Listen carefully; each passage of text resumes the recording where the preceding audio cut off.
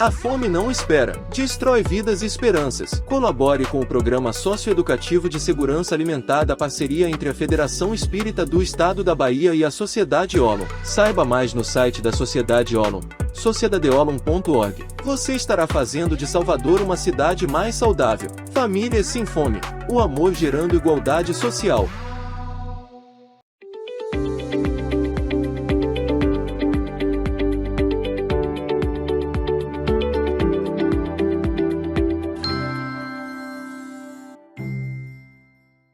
Caras internautas, que esta manhã seja um relicário de esperança, de fé, de criatividade espiritual. Que estejamos juntos na grande tarefa de construirmos uma psicosfera mais elevada, mais espiritualizada e referta de bem-estar e de alegria de viver. Viver o sagrado é viver a busca da bem-aventurança.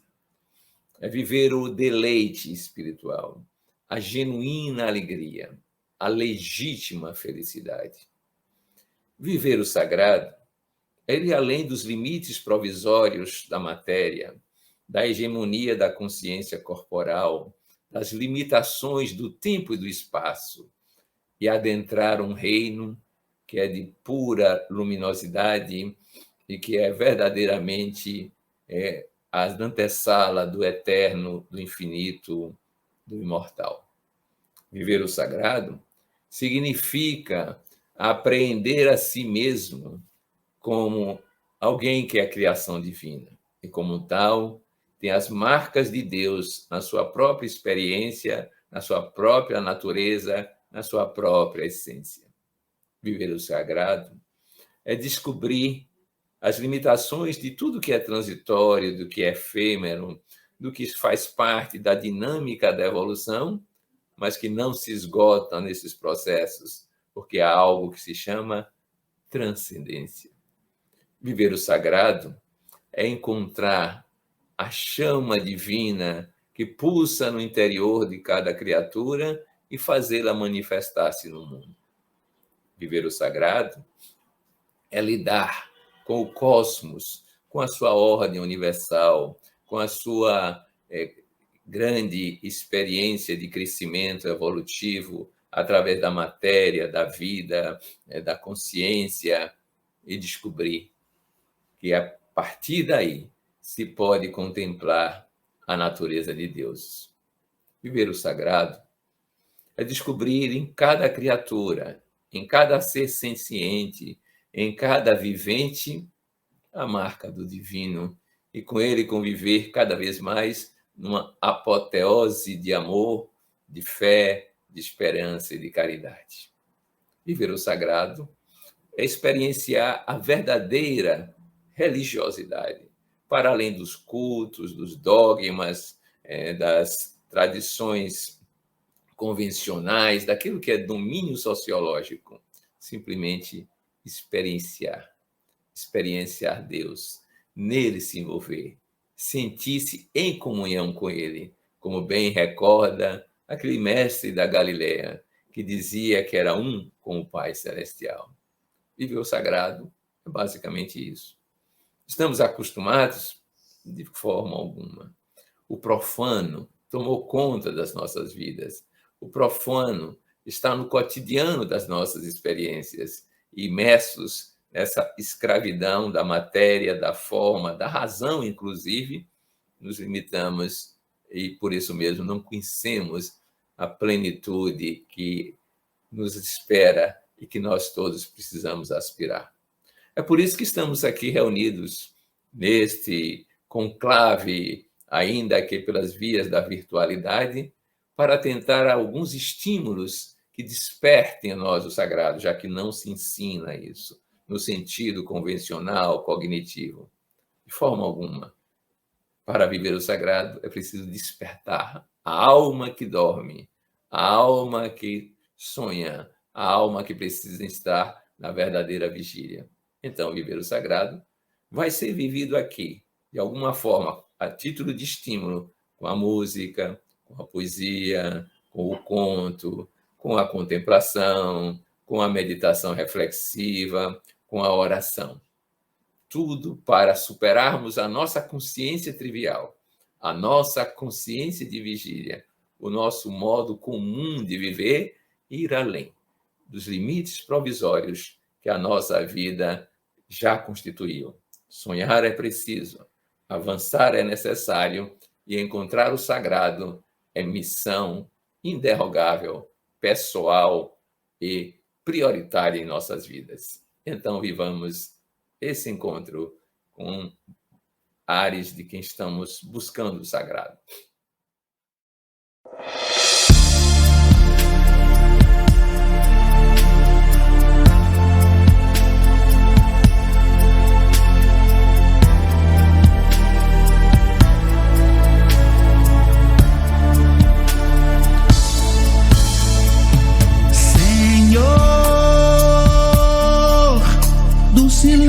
Desse dia que amanhece, venho te rogar a paz, sabedoria e força.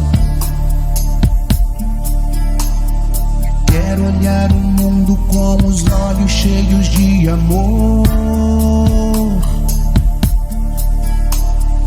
Quero ser prudente, paciente, compreensivo, manso. Enxergar além das aparências como tu nos vê, e assim só ver o bem em tudo e todos como tu vê. Senhor, que só de bênção se preenche a minha alma. Guarda minha língua das maldades que há neste mundo. Fecha meus ouvidos às calúnias, guarda-me de mim. Que eu possa expressar a alegria que atrai a todos. Que em tudo eu te atenda, não te ofenda, te revele em mim, ó meu Senhor. Me apacenta, me põe novamente de pé, cura o mal que eu não quero, mas trago em minha alma, e o bem que eu já quero proteja dos meus próprios traumas, meu Senhor. Me consola, me busca, me salva de mim. Eu confesso em prece, ovelha perdida. Pária que sou, abusei dos dons divinos da vida. Me apacenta, me põe novamente de pé, cura o mal que eu não quero, mas trago em minha alma, e o bem que eu já quero proteja dos meus próprios traumas, meu Senhor. Me consola, me busca, me salva de mim. Eu confesso em prece, ovelha perdida. Pária que sou, abusei dos dons divinos da vida.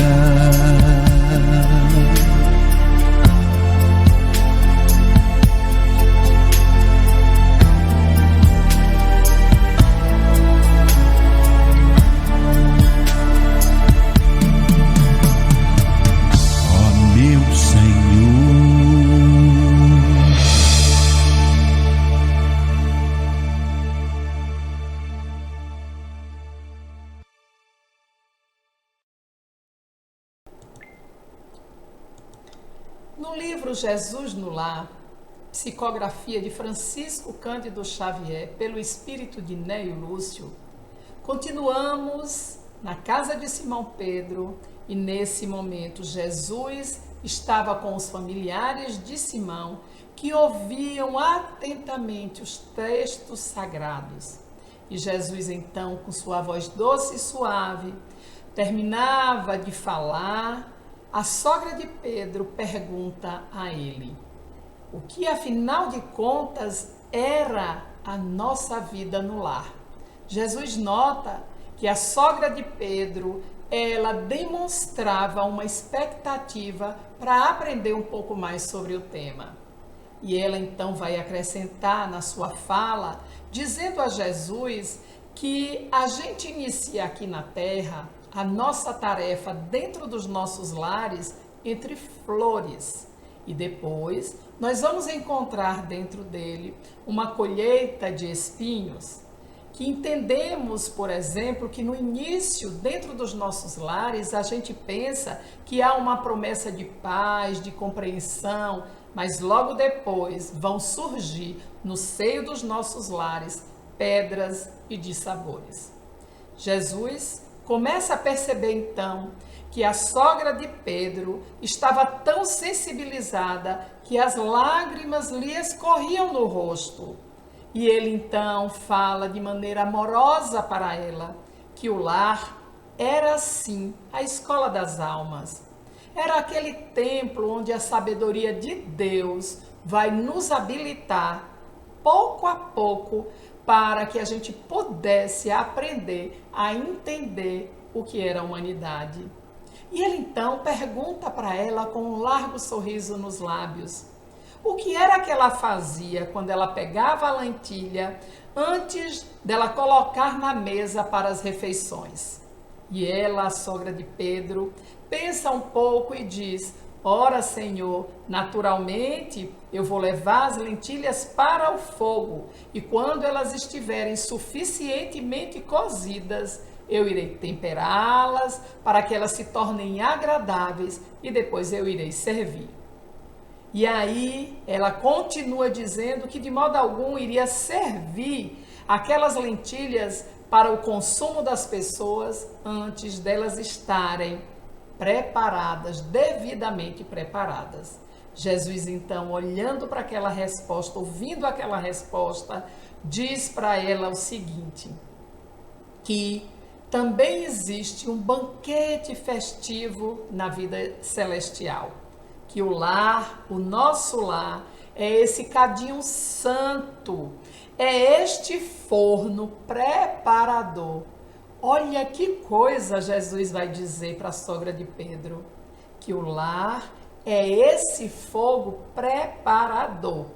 E aquilo que pode parecer para a gente como aflição ou sofrimento, aí Jesus vai dizer: é ali que reside o recurso espiritual. É ali que está o trabalho de Deus para que a gente se melhore. E então, nós vamos entender que é no lar, uns com os outros, onde nós vamos observando os defeitos do outro, vamos nos suportando, vamos aprendendo a desfazer também as nossas próprias imperfeições. E aí Jesus ainda pergunta: nunca notou a rapidez da existência de um homem? E ele vai dizer o que todos nós já percebemos, que a nossa vida na carne, ela é idêntica à flor da erva, muito rápida. Pela manhã, a flor está emitindo perfume, mas à noite desaparece.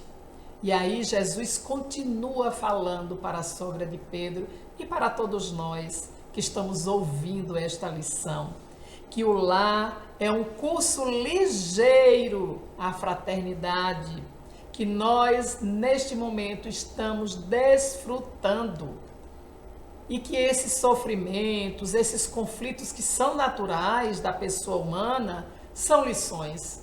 Então ele vai lembrar para todos nós que nós estamos no cadinho do lar aprendendo lições sublimes. E aí a sogra de Pedro vai escutar de maneira atenciosa, mas ela vai dizer para Jesus: ó Senhor, mas existem pessoas que lutam e que sofrem, mas nunca aprendem. E aí Jesus então olha e torna a falar com ela. Quando aquelas lentilhas endurecidas, elas não cedem à ação do fogo, o que é que você faz? E aí ela vai dizer que pega aquelas lentilhas que ficaram duras, que não foram amolecidas pelo fogo, e ela vai colocá-las, jogá-las ao monturo, Por quê? Porque aquela pessoa descuidada que come aquela lentilha dura pode se machucar. Então Jesus, pegando aquele exemplo do cotidiano, vai dizer para ela: da mesma maneira, Deus vai agir com aqueles rebeldes que não conseguem realizar a edificação de si mesmo nos lares.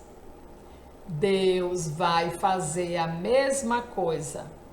Vai ter sim a fervura benéfica, mas quando a morte chega, e que é aquele grande alimento espiritual e que ele não foi conquistado, Deus pega os corações, aquelas pessoas que não conseguiram amolecer os seus corações no lar, não cederam ao calor e continuam na mesma dureza, e aí ele vai dizer: eles vão serem colocados em outra condição de adubo, em outro local, para que eles possam aprender, para que eles possam ressignificar a aprendizagem.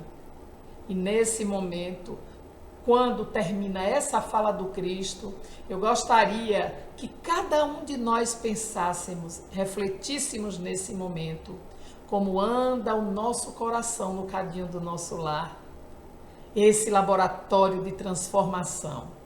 Pensemos cada um de nós. Eu já consigo aprender as lições de convivência, ou ainda eu continuo me servindo da intolerância e da dureza do meu coração nas minhas relações familiares? Que possamos pensar um pouquinho e lembrar que a lentilha, quando não amolecida, ela é recambiada para outros espaços, para que ela possa aprender de outra forma. Que nós não sejamos essas lentilhas, mas que a gente possa, no cadinho da nossa casa, amolecer os nossos corações, ressignificar as experiências e fazer com que as experiências afetivas dentro do lar realmente nos toque a alma, nos modifique, e assim a gente possa ser melhor. A busca do sagrado, a ascese, nos remete a um conceito básico da vida: evolução. Evoluir é transcender os limites que já alcançamos, que não foram poucos, nem pequenos.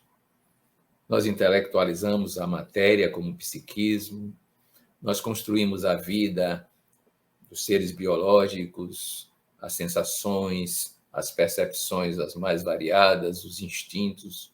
Nós construímos o reino humano com a razão, trabalhando em vários conceitos cada vez mais complexos e ricos, o mundo simbólico. Mas isto é uma história pregressa que tem um grande desdobramento adiante. Sonhar com este aspecto da evolução, o vir a ser nosso, é fundamental para chegarmos à plenitude. A maioria de nós tem conceitos sobre a vida, valores, e se centra nas suas realizações. São importantes? Claro que o são. É o limite atual da nossa percepção. Mas nós precisamos alargar essas fronteiras, alcançar as fronteiras do espiritual, ou melhor, a superação das próprias barreiras que as fronteiras exercem. Nós conhecemos a célebre passagem escrita no Evangelho segundo o Espiritismo que fala o homem de bem, né? Com muitas qualidades, muitas virtudes, muitos desenvolvimentos que ainda são desafiadores para a maioria de nós. Mas nós dizemos que o objetivo está além do próprio homem de bem. Ele pode ser um cidadão bem comportado, pagando seus impostos em dias, vivendo o cotidiano da sua experiência. A nossa meta é perceber esse espírito vivendo uma experiência humana. Faz uma diferença enorme esse tipo de percepção. Porque enquanto estivermos limitados pela concepção corporal, pela hegemonia da matéria, nós lutaremos, tentaremos resolver os problemas e eles se multiplicarão nessa vida que é transitória. É preciso, então, sonhar mais. Sonhar mais significa apropriar-se psiquicamente de um conceito.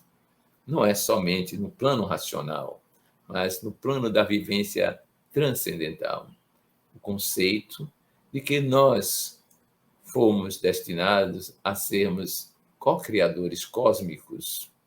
Os espíritos que fizeram a obra da codificação kardeciana, com Allan Kardec, portanto, sinalizaram para isso. O nosso objetivo é chegar à condição de espírito de primeira ordem na escala espírita. Esse ser que manifesta plenamente a sua existência através de uma imersão da sua consciência profunda, íntima, da sua essência na ordem comum dos fatos. Não se trata, portanto, de sair do mundo pura e simplesmente e viver uma experiência de isolamento, porque ali as qualidades podem se estiolar.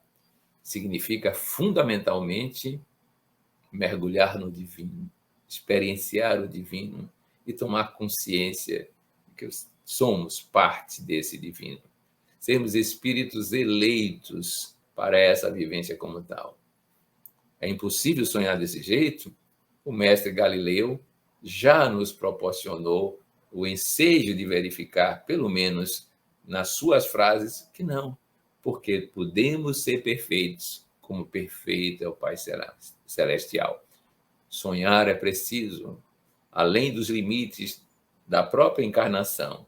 Precisamos trabalhar para que o eterno se faça presente em nossa vida efêmera e transitória, libertando-nos finalmente de nossos medos, das nossas ansiedades, dos nossos conflitos, das mais variadas formas de apresentação. É por isso que nós convidamos vocês agora a entrarem em contemplação na música, nas paisagens e perguntarem qual é o seu sonho, qual é a sua grande aspiração, qual é a ideia diretora da sua vida. Sonhar é preciso, até descobrir que o sonho é a nossa próxima realidade.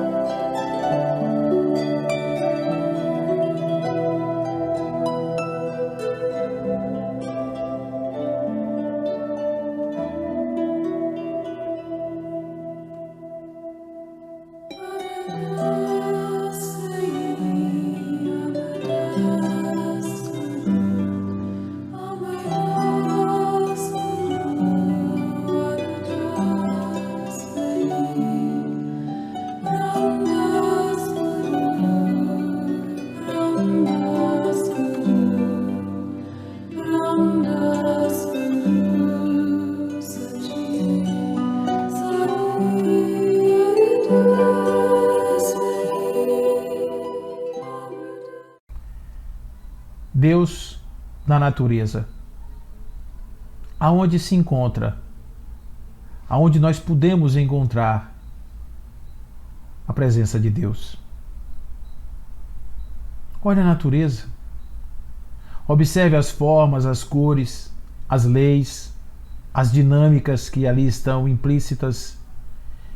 E poderá ter uma leve imagem do que se esconde por trás de tudo isso. Poderia ser o acaso o autor de tamanha obra? Poderia ele, de fato, através de sucessivos erros, sucessivos passos aleatórios, ter produzido a beleza de uma rosa, o voo de uma borboleta, ou a experiência de uma abelha? Poderia ele ter construído de maneira absolutamente sem nenhum sentido um cérebro, um neurônio, um olho? Poderia o acaso ter sido o autor do amor? Poderia, de alguma outra forma, os astros de todas as ordens, de todas as espécies, de todos os tamanhos, estarem aí girando uns sobre os outros, se não houvesse uma ordem maior? Para muitos, sim. O homem primitivo olhava as estrelas e não entendia muita coisa. E talvez para ele, Deus fosse algo muito mais tangível do que para um cientista frio que consegue entender nas leis da natureza a desnecessidade de Deus, a sua inexistência. Mas para nós, que estamos aqui neste caminho do entendimento, resta-nos prestar atenção. O que está além dos nossos olhos? O que está para além das coisas? O que está de maneira implícita em toda a vida, em toda a ordem, em todo lugar? Alguns atributos podem ser colocados para este Criador maravilhoso. Podemos dizer que ele é bom, embora não possamos entender ainda o que seja a sua bondade. Dizemos que ele é onipresente? Sim, ele é. Não há nada, absolutamente nada, que não esteja inundado da sua presença. Dizemos que ele é onisciente porque todas as leis e toda a inteligência do cosmos, de todas as coisas que já foram criadas e as que serão criadas no futuro, irão ser demandadas ou derivadas das suas leis, do seu conhecimento, da sua razão. Dizemos que ele é único porque não há nada que possa superá-lo. Dizemos que ele é imutável porque o perfeito não se modifica. E todos os atributos que nós pudermos pensar a respeito desta unidade lhe serão ainda pouco para expressar a sua grandeza. Em hipótese alguma, tentamos imaginar que conseguimos então achar a fórmula mágica de decifrar o código, o grande enigma da presença de Deus. Não.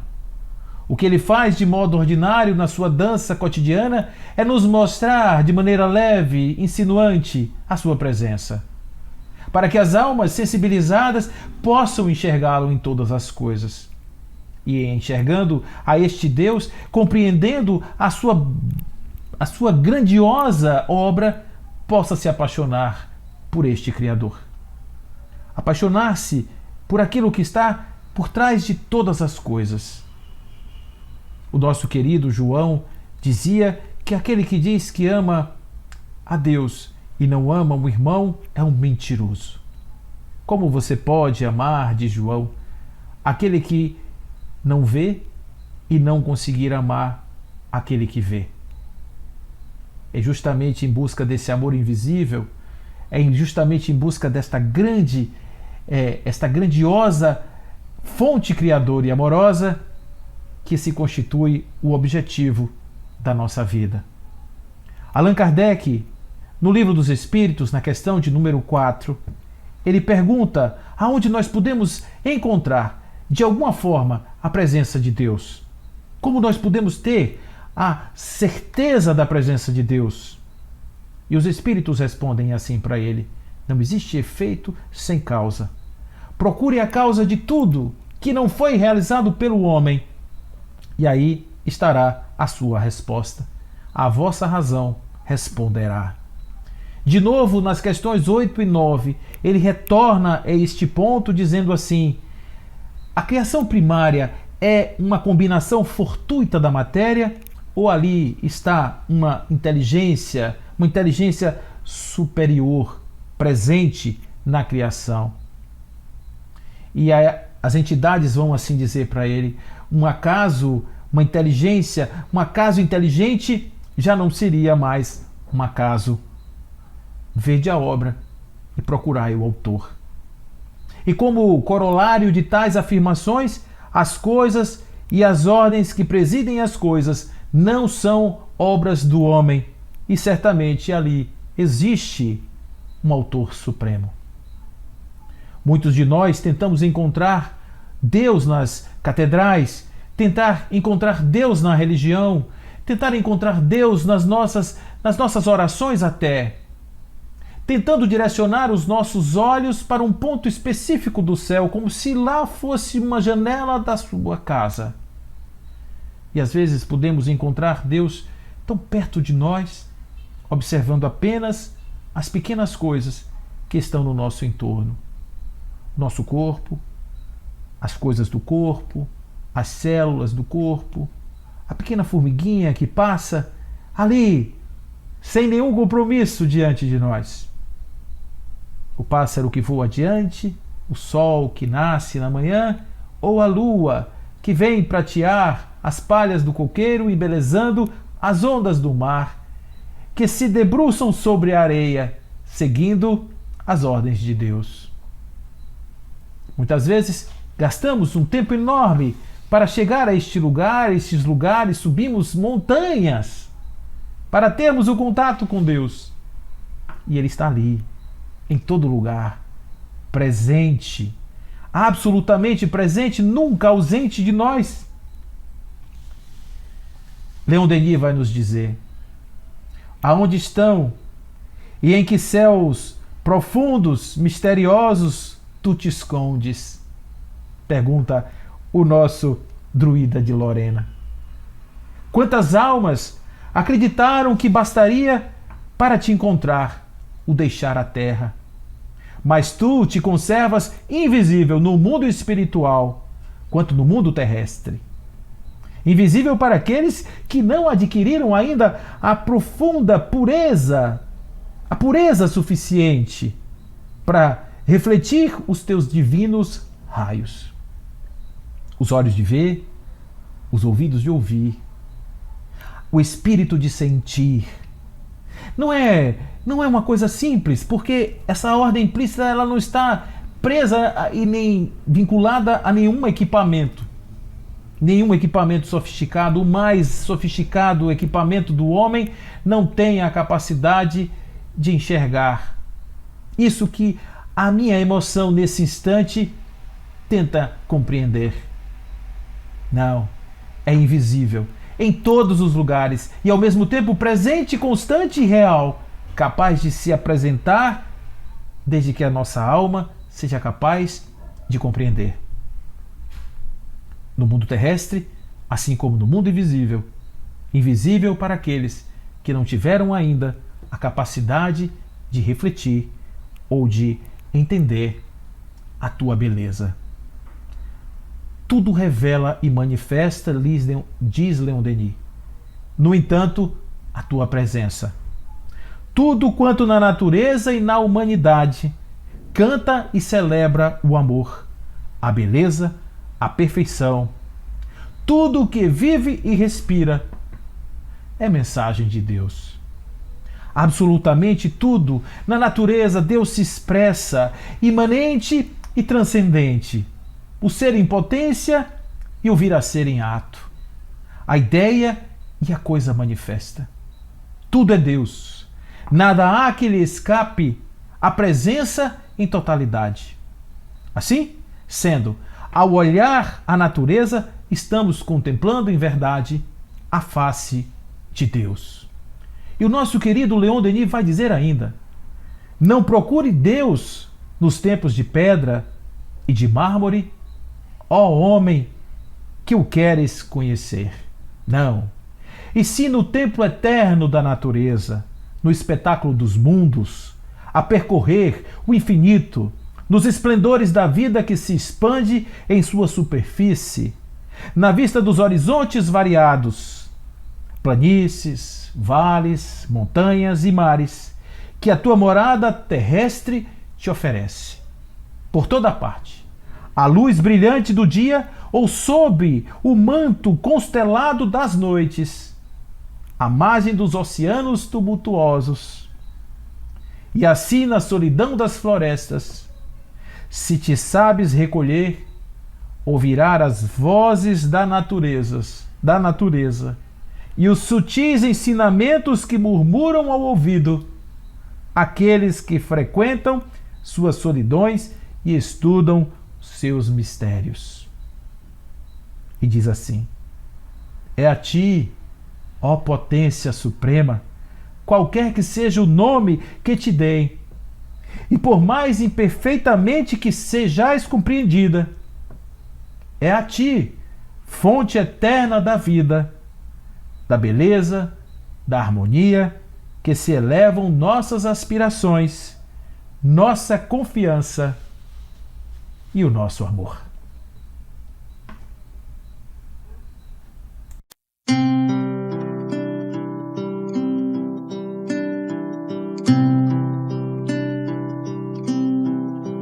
Ouço Deus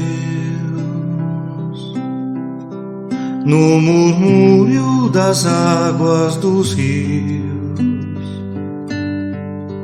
Ouço Deus no furor dos ciclones bravios. Ouço Deus no cantar matinais dos pardais. Ouço Deus no lamento de pobres mortais. Vejo Deus nas estrelas perenes de luz. Vejo Deus no esplendor que a alvorada traduz.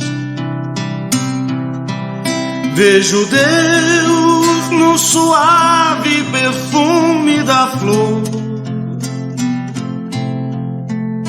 Vejo Deus no adeus companheiro da dor. Sinto Deus na saudade que evoca a lembrança.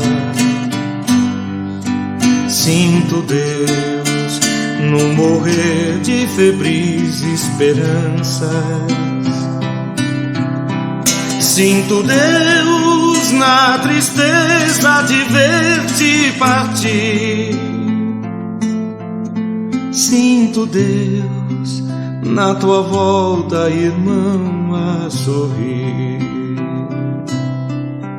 Ouço Deus no murmúrio das águas dos rios. Vejo Deus no furor de ciclones bravios. Sinto Deus no cantar matinais dos pardais. Ouço Deus no lamento de pobres mortais.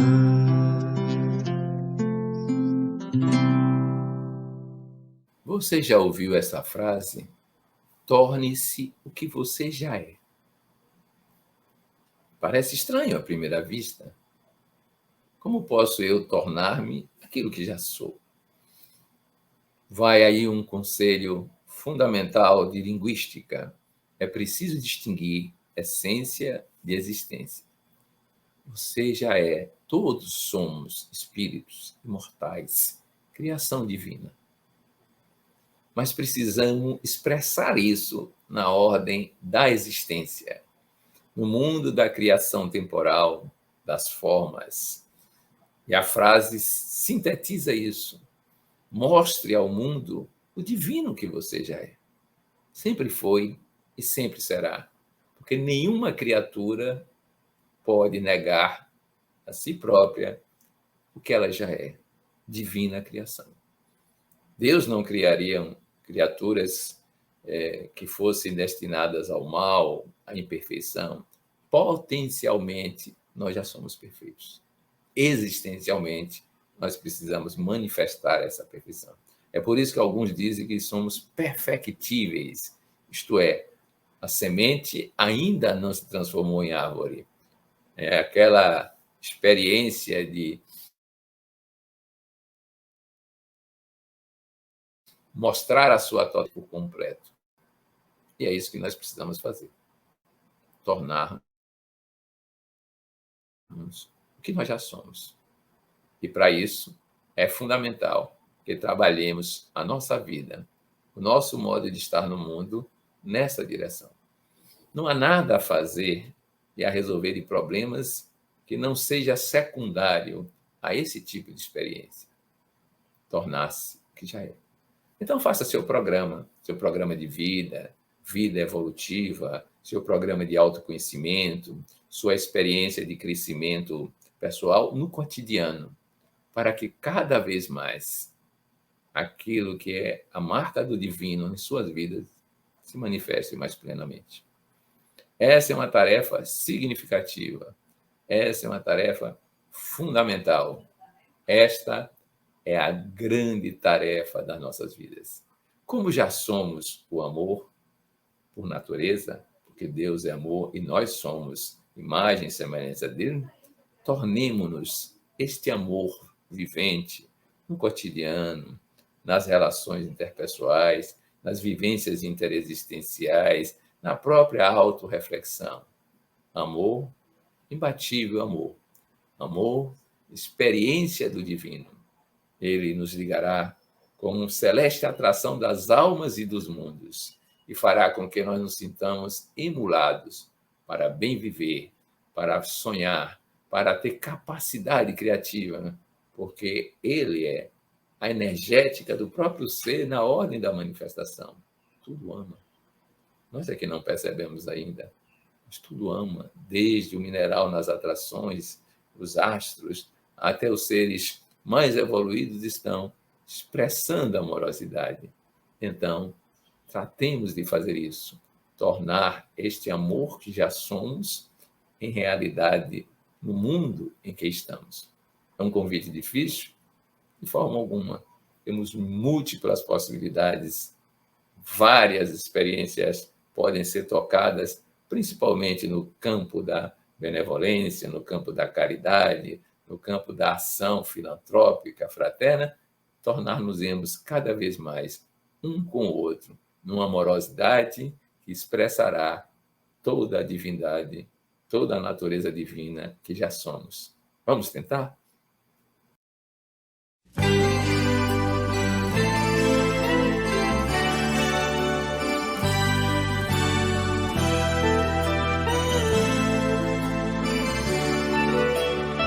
Tá difícil viver sem você por aqui.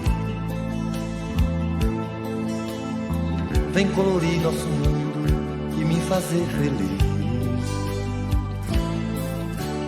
Traz teu amor que é tão forte, de muita beleza.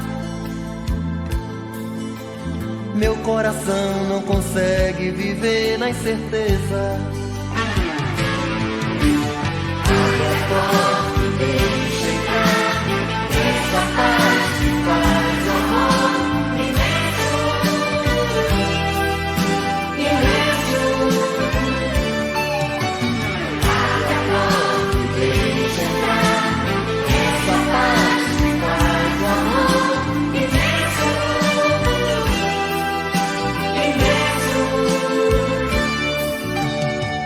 Deixar o amor enramar essa terra.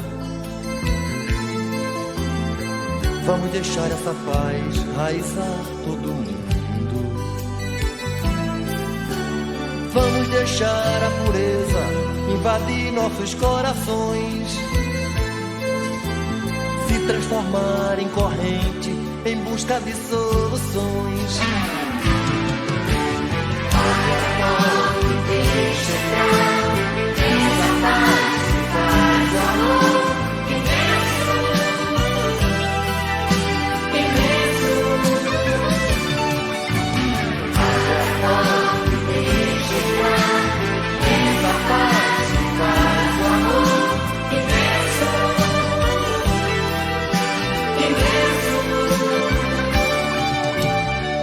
é difícil viver sem você por aqui.